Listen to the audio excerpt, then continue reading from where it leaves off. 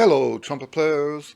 This video we're going to talk about a breathing sequence that I use to teach my students how to combat spread embouchure.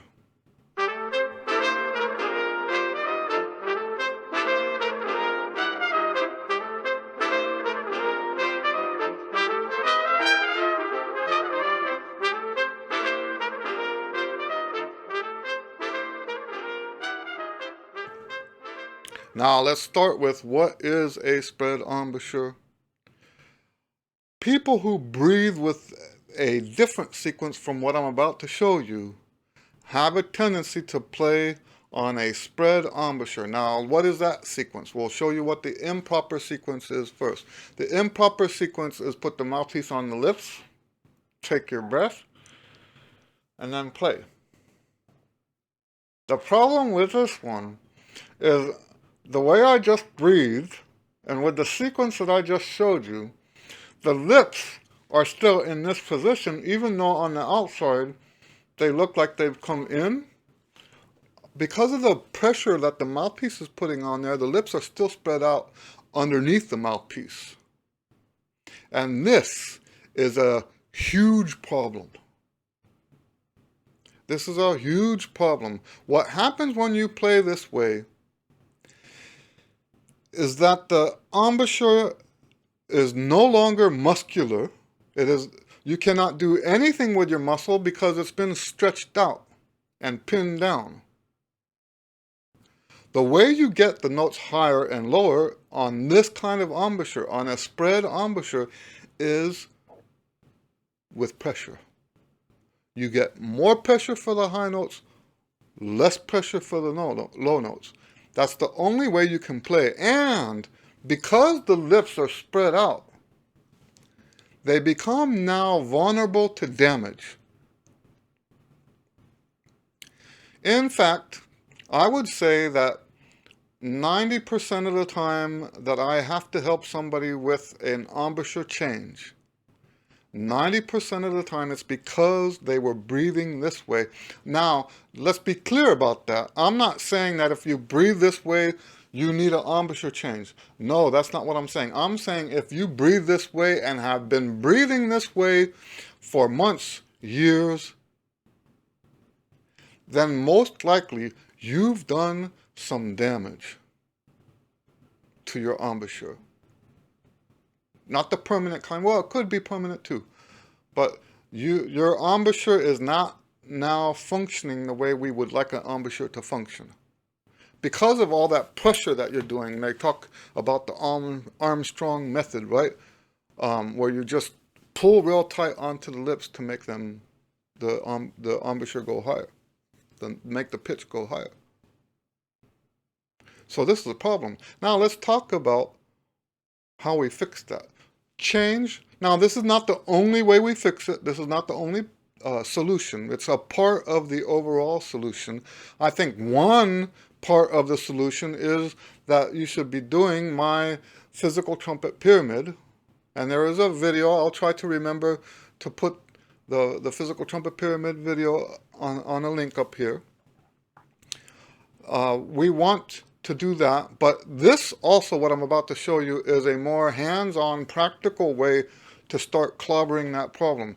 All we do is change the breathing sequence.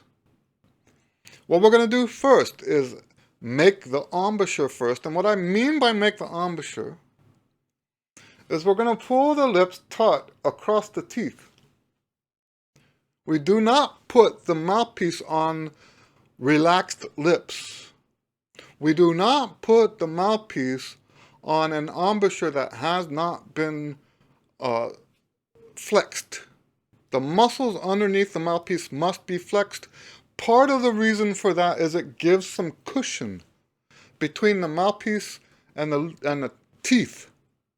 Without that cushion, you can do all kinds of damage, ruptures to the skin, the tissue, the what do you call it, the muscle underneath.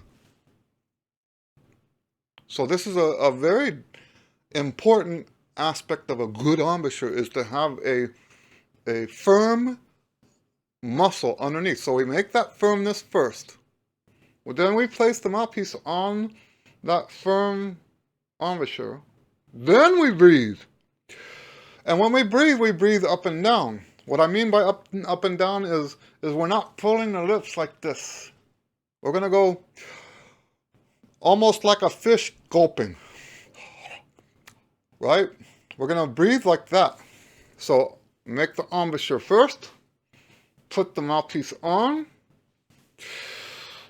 Open up. I'm going to do that again. What I just did was I did the breath and then I held my mouth in that position so you could see how open it was for me to take that full breath. Embouchure first, mouthpiece.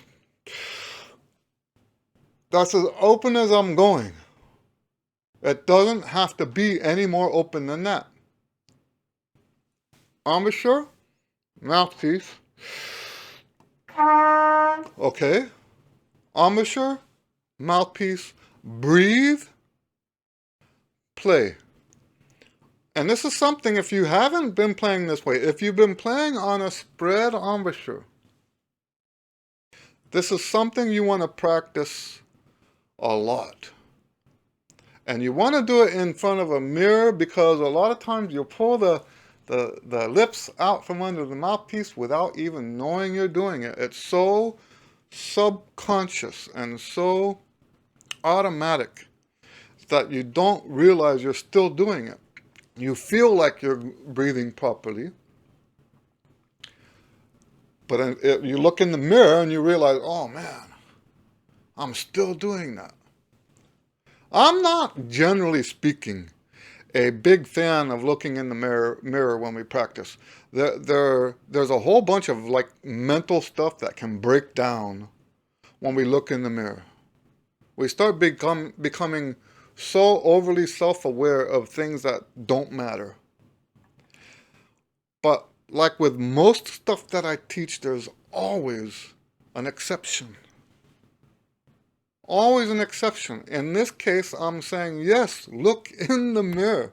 You need to look in the mirror because that's important. You can't tell whether or not you're doing this correctly or not without looking in the mirror. Like I said, it's so automatic. So let's review this one more time. I know I'm laboring this quite a bit, but I want to make sure that you get it. The sequence that you should be doing is number one, make the embouchure first. Firm those muscles by pulling them across the teeth. Number two, put the mouthpiece on that firm muscle. Number three, breathe with an up and down fish gulping movement. Not with a side-to-side smile movement. Up and down with a fish gulping movement. And then the last thing is to close the embouchure and start to play. Number one. Number two. Okay. I hope this helps you. If you are one of those people who is struggling with spread embouchure, then I encourage you to join the conversation down in the comments. Tell us you're struggling with this. Tell us your experience. If you have struggled with this in the past and you have suggestions, recommendations, advice, please share that. This is I'm always talking about the trumpet community. This stuff that I'm sharing with you is not stuff that I made up 100%. You know, some stuff I do make up, right? That's the kind of teacher I am. I can take this, and that and say, do you know what? This part of that's missing. But I would say about 75% of what I've taught, it comes from the community, the trumpet community. I am constantly, and those of you who take lessons with me already know this about me, I am constantly consuming new information about how to teach the trumpet. I am constantly consuming that. I'm watching master classes, I'm reading books, all of this stuff, because this is what I do. This is what I like to do.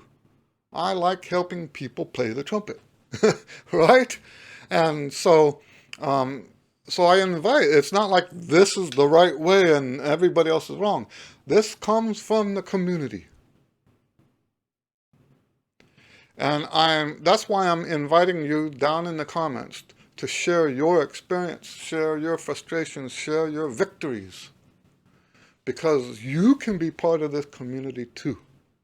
All right. Well, that's what I've got for you today. This is my first teaching video in several months. And the reason for that was because of computer issues, lighting issues, stuff like that. And now that I've got all that taken care of, I think we will start doing some of these teaching videos again. They are, by the way, the most popular videos on my channel. So, and I appreciate all of you for making it that way, right? I appreciate all of you for watching these videos and being part of this community, the trumpet community, the worldwide trumpet community. All right. Anyway, so God bless you.